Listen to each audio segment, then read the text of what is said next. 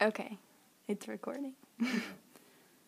Yeah, so this Al, he was a friend of mine, and I'd go over his house, and I got to know him over the years, and he really didn't do anything. He just kind of hung out at this house, and he smoked a lot of cigarettes, and he was a little bit overweight, and every time I'd go there, he'd be sleeping, and I said, Al, why don't you come and help me do some work? He says, man, I'm so tired all the time. He said, they make me take these pills, and it was Serotil.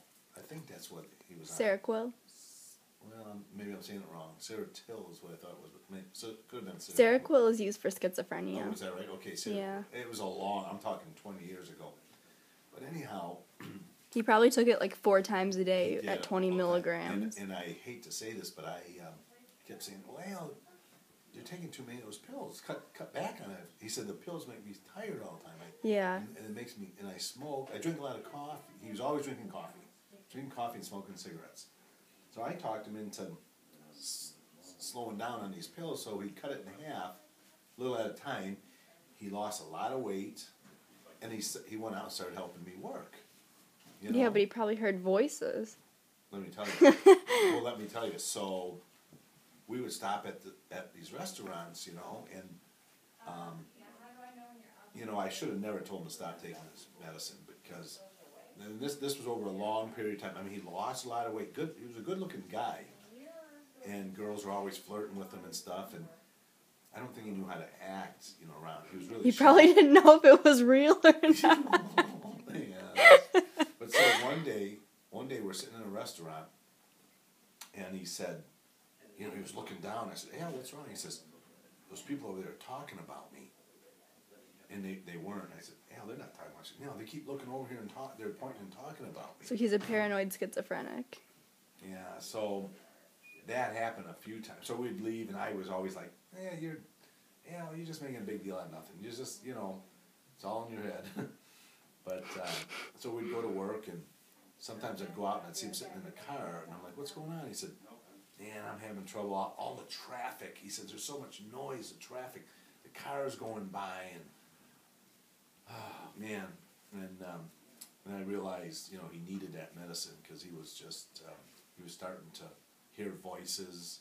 Mm-hmm. And, but mainly we'd go in a crowd where there's people, and he'd always say, "People are pointing and talking about me." Mm-hmm. I'd look over, and no one was, but he thought they were whispering about him. "Look at that guy over there," Oh. And I thought you were talking about the flash he was thing. he was a good guy. No, I'm videotaping this for psychology. Well, and then we. Yeah, no, I'm not then videotaping you dancing. They put him back in the hospital. They put him back in the hospital where they got him back on his medicine and stuff, and they moved. I kind of lost touch with them, and then one day I was actually working at a psychiatric hospital in Pontiac, and I was walking through the place, and who did I see? Oh. I hate to admit, but I saw a couple of my friends in there. But I saw him again, and he remembered me, but he had that look in his eyes. I remember that, real glazed look. Yeah. Cliff, he used to call me Cadillac Cliff for some reason.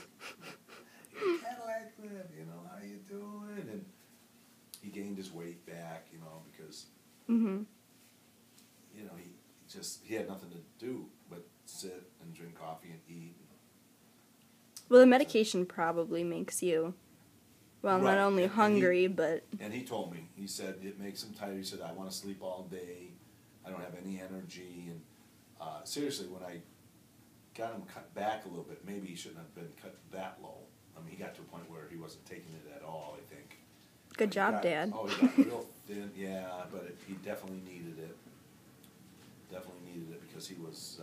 Well, they're more aware of everything. They're all there when they're on their medication, but that's the problem, because they start hearing things again. Yeah, he did.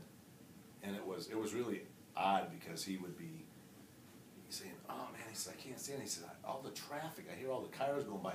He lived by the road. Mm-hmm. And you could hear the cars, but, but it was really intensified, it seemed like. Yeah. So, oh man, the traffic's just driving me crazy. What traffic? So, oh, the cars outside. You'd hear trucks going by, and oh, I don't know how we could stand living here, the noise, and everything was intensified, like you said. And I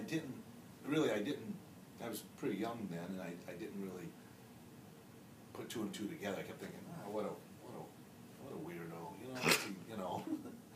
I didn't think he had a problem, but he really did. I look back at it now, and I should have never talked him into cutting back on his medicine. Mm-hmm.